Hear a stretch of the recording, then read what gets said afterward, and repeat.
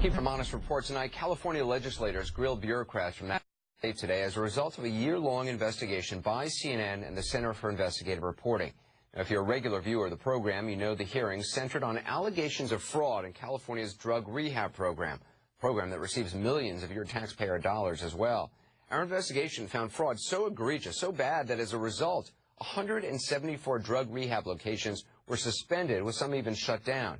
CNN's Drew Griffin repeatedly, for a long time, tried to ask the people in charge of the program why they weren't doing more to stop the fraud his reporting uncovered.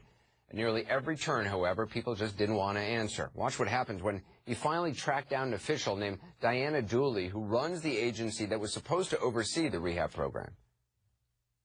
Drew Griffin with CNN. Oh, how do you do? Hey, we've been trying to reach you and talk to you about the widespread fraud that's in the Medi-Cal drug rehab business, but we're told that neither you, nor the program director, nor anybody in the state of California will talk to us about it. In an uncomfortable moment, the secretary at first refused to speak. Secretary, do you know Alex Ferdman, a convicted felon, who apparently runs one of these clinics and has been billing the state of California for several years, despite the fact that there have been complaints registered with the department about him?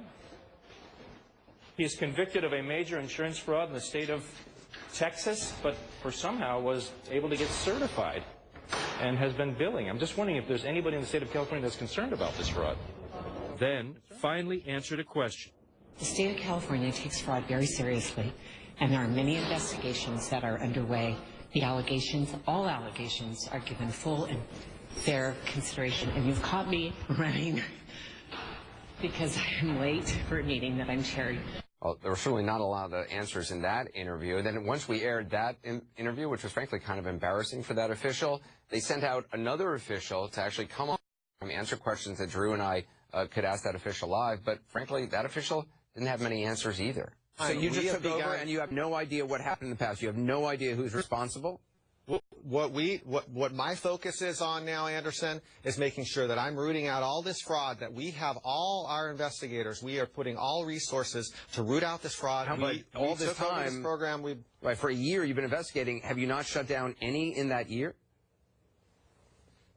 I can't give you the numbers on right now. So but you what can't name one clinic that you've shut down in the entire year that you were allegedly investigating. These are open. No, these are open investigations, Anderson. Can you name one person, one of the felons who are running one of these clinics that Drew has talked to? Can you name one person, one clinic you've actually shut down or stopped paying? Again, the focus is.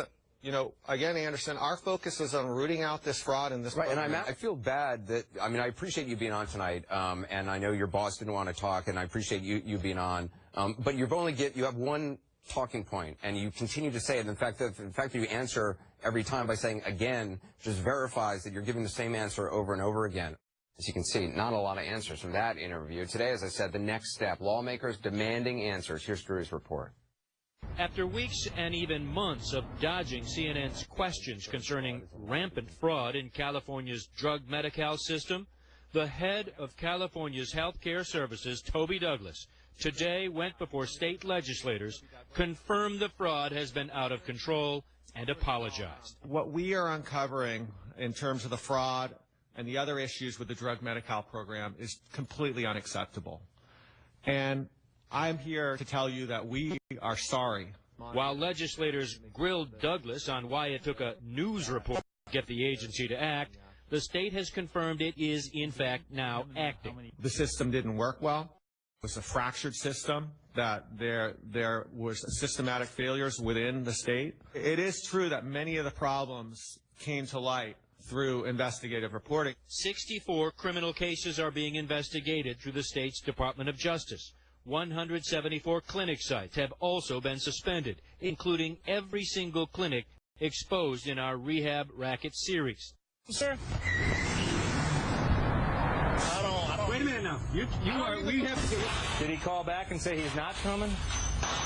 This past July, CNN and the Center for Investigative Reporting exposed widespread fraud in the nation's largest Medicaid system. We found that in the last 2 years, half the nearly $186 million spent on drug Medi-Cal, about $94 million, went to clinics that have shown questionable billing practices or signs of fraud. Personally, as a physician who cares for children on Medi-Cal, I am outraged to learn that people are cheating taxpayers. Dr. Richard Pan, a California assemblyman who heads the state's health care committee, said today, as a physician himself, he's offended the fraud was allowed to go on and says as of today, it must stop. The same people in there that are apologizing, the same people that are telling us we're now seeing all this systematic failure and fraud throughout the system, are the same people now who are telling you we're going to fix the problem. Are you satisfied? Well, there's going to be ongoing work. I am happy to see that they have made progress, but clearly in their testimony, there's still unfinished work. They have taken steps to address sort of the immediate problem, but we need to be sure that we have the fundamental changes in place to prevent this fraud from happening again. Drew Griffin joins me now from Sacramento. So this is a complete turnaround by the head of this department, basically admitting everything in our reporting and not trying to defend anything.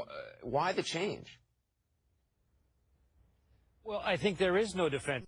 Began looking into it and found what we found and maybe even worse, Anderson.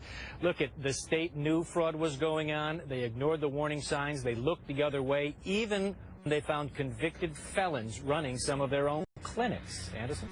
It's incredible. I mean, to see the kind of results that you were able to get on this reporting, to see that today. No one is getting fired, though. No big changes at the state health department. And the same people who allowed the fraud, they're now in charge of cleaning it up, right?